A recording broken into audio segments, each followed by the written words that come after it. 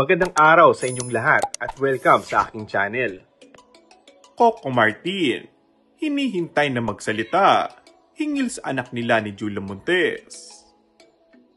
Nauna nang napabalita na nasa interesting stage o ang balitang nanganak na si Julia Montes na hindi niya binigyang pagpapahalaga kaya dinedma na lamang at hindi binigyan ng reaksyon.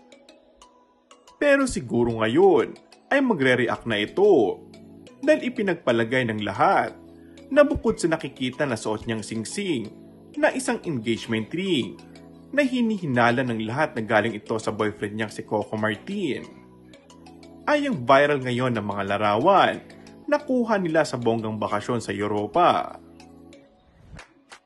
Maaalalang tahimik lamang at walang maibigay na sagot ang dalawang kapamilya stars. Samantala, tila nadula si Ogie Diaz tungkol sa di umunay pagkakaroon ng anak ni Coco Martin at Julia Montes. Say ni Ogie, mukhang mas okay na sa dalawang kapamilya star ang hindi paglantad ng kanilang relasyon at mas gusto ang what you see is what you get. Tayo na lang ang mag-conclude kung sila. Total kitang-kita naman ngayon na sila, lahat ng talent manager. Naungkat din ang dating intriga na magkakaroon ng di umano'y anak ni Coco at Julia. Hanggang ngayon kasi, ay tikom pa rin sina Coco at Julia kung may baby na nga ba sila. Baka rin gusto nila yung ganun lang, na hindi umamin at amin lang tong anak namin. At hindi para isa publiko yung anak namin, sambit ni Ogie.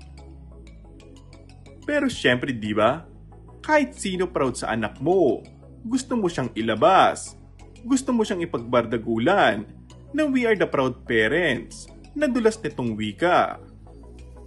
Sa huli, sinabi ni Ogie na mabait na tao si Coco, kaya siguro kailangan lang nila ng time. Malay natin, pagbalik nila ng galing sa bakasyon, ay may aminin ng mga ito. And that's all for our today's video. Kung bago ka lang sa aking channel ay mag-subscribe at pindutin na rin ang notification bell. Maraming salamat!